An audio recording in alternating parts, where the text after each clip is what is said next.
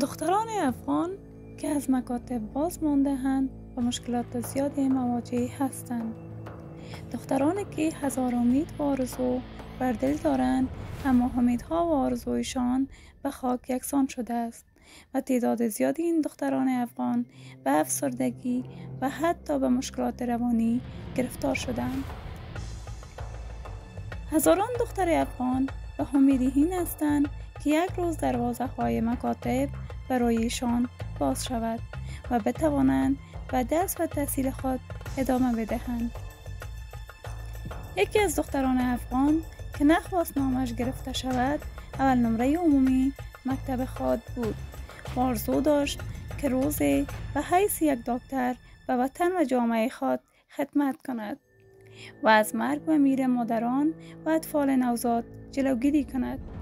اما با هزاران آرزو که در دل داشت، امروز در کنج خانه نشسته و آینده تاریک خود را تماشا می کند و آرزوی یک بار نشستن به چوکی مکتب را دارد. نمی داند که زندگیش به کدام طرف روان است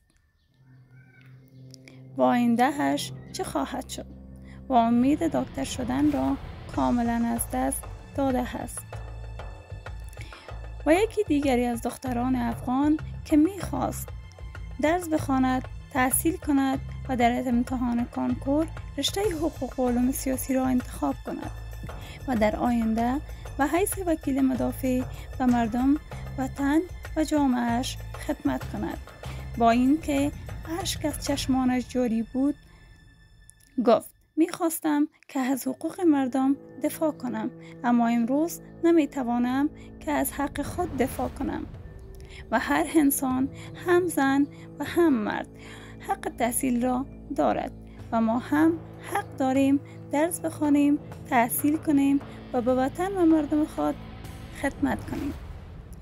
پیغمبر گرامی ما حضرت محمد صلی الله علیه و آله و سلم فرموده است: ز گهواره تا گور دانش بجو. و همچنان آموختن علم برای مرد و زن مسلمان فرض است.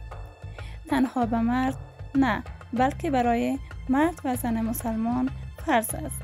پس آموختن علم برای زن بیشتر لازم است، چون تربیت فرزندان بیشتر به دوش مادر است. اگر زن بی سواد باشد، پس با فرزندانش چگونه کمک کند؟